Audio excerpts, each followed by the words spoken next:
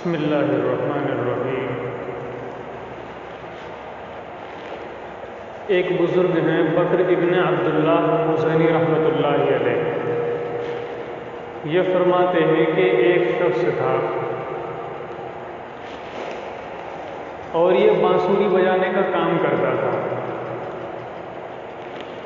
اس کو اپنے ہی چچا کی لڑکی سے عشق ہو گیا۔ آپ بھی یہ کہیں گے کہ روزانہ عشق کی بات ہے، لیکن ان کے اندر جو توبہ کا بیان ہے نا، اصل بتلانا وہ مقصد ہے۔ تو اب یہ بات کھل گئی کہ وہ بانسری بجانے والا اپنے چچا کی لڑکی سے محبت کرتا ہے۔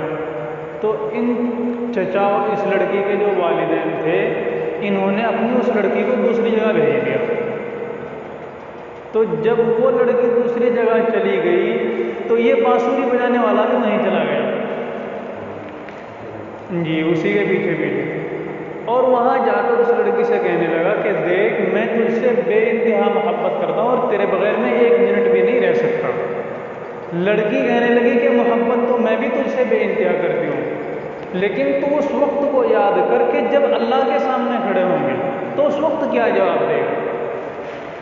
تو یہ بانسری بجانے والا کہنے لگا کہ اچھا، اگر تو اللہ کے سامنے کھڑے ہونے سے ڈرتی ہے تو کیا میں اللہ کے سامنے کھڑے ہونے سے نہ ڈروں؟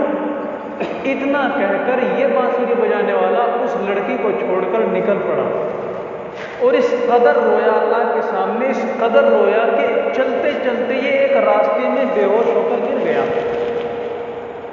کوئی اس کو پوچھنے والا نہیں۔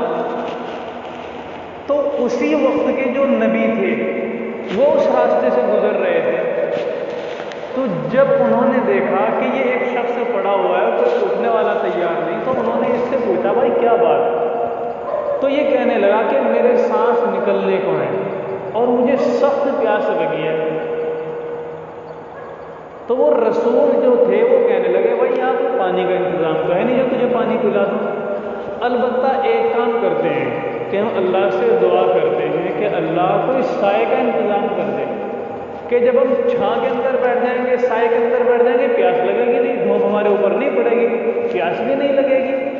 تو وہ شخص کہنے لگا کہ بھائی میرا تو کوئی ایسا کام بھی نہیں ہے کہ جس کے واسطے سے میں اللہ سے دعا کروں۔ میں تو آج تک جتنے بھی کام کیے غلط ہی کام کیے، میں تو آج تک ڈھول باجا بجایا، بانسری بجائی، تو میری توبہ اللہ کہاں قبول کر لیں گے؟ وہ رسول کہنے لگے کہ ایک کام کر، میں تو دعا کروں گا اور تو اس دعا پر آمین کہنا۔ چنانچہ رسول نے دعا کی کہ اے اللہ، جب تک ہم بستی میں پہنچے تو اس وقت تک کے لیے ہمارے اوپر سائے کا انتظام فرما۔ رسول نے تو یہ دعا کی، جیسا ہی اس شخص نے آمین کہا تو فوراً اللہ تبارک و تعالیٰ نے اوپر بادلوں کو بھیج دیا، اور بادل ان دونوں کے اوپر سایہ کیے ہوئے ہیں، یہ چل رہے ہیں، بادل بھی ان کے اوپر سایہ کرتے کرتے چل رہے ہیں۔ اب جس وقت گاؤں کے اندر داخل ہوئے تو گاؤں میں رسول کو تو جانا تھا دوسرے راستے سے اور اس شخص کو جانا تھا دوسرے راستے سے۔ تو اب یہ جو سایہ کیے ہوئے بادل تھے، یہ بادل رسول کے ساتھ نہیں چلے بلکہ اس شخص کے ساتھ چلے، توبہ کرنے والے کے۔ تو رسول یہاں پر حیران ہو گئے، اور ہمیں بھی سوچنے کی بات ہے کہ ایک اللہ کا بھیجا ہوا آدمی رسول، بادل اس کے اوپر سایہ نہیں کر رہے بلکہ ایک عام آدمی کے اوپر سایہ کر رہا ہے بادل۔ تو رسول حیران ہو کر پوچھنے لگے بھائی یہ کیا ماجرا؟ تو یہ کہہ رہا تھا کہ میرا کوئی ایسا عمل نہیں جسے اللہ قبول کر لے، لیکن یہاں تو میں کچھ اور دیکھ رہا ہوں کہ یہاں تو یہ بادل تیرے اوپر ہے، میرے اوپر نہیں، حالانکہ میں نبی ہوں اللہ کا۔ تو اس شخص نے یہ پورا ماجرا بتلایا کہ میں فلاں لڑکی سے محبت کرتا تھا اور میں اس لڑکی کو چھوڑ کر آ رہا تھا، اور اللہ کے ڈر کی وجہ سے چھوڑ کر آ رہا تھا، جس کی وجہ سے میں اس حالت میں وہاں پڑا ہوا تھا کہ میرا اس لڑکی کو چھوڑنا اور اللہ سے ڈرنا، اس کی وجہ سے اللہ نے یہ میرے اوپر بادل کا سایہ قائم کیا ہے۔ تو یہ اللہ کا ڈر ہوتا ہے۔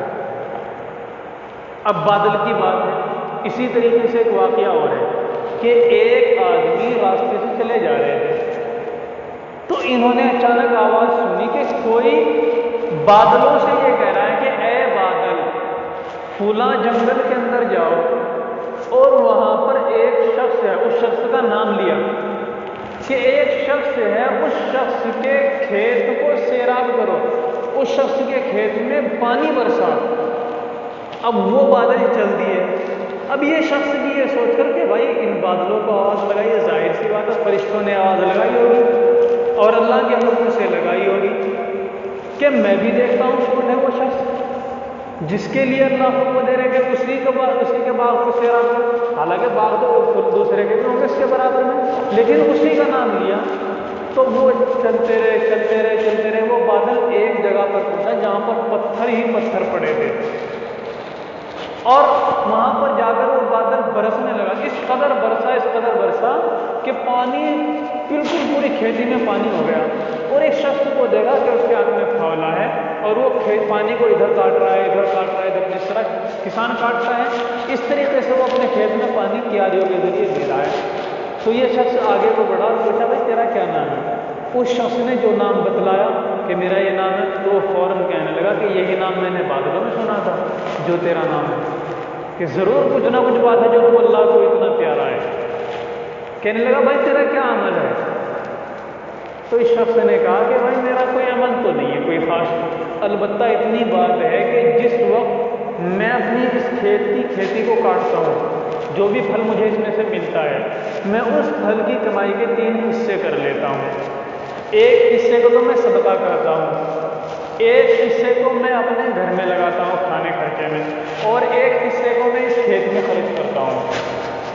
कि इस जो मैं एक हिस्सा सदका करता हूँ, इस सदका करने की वजह से अल्लाह तबारक व तआला हर साल मेरे साथ यही मामला फरमाते हैं कि वरना ये तो पत्थरों की ज़मीन है, यहाँ पर क्या फल पैदा हो।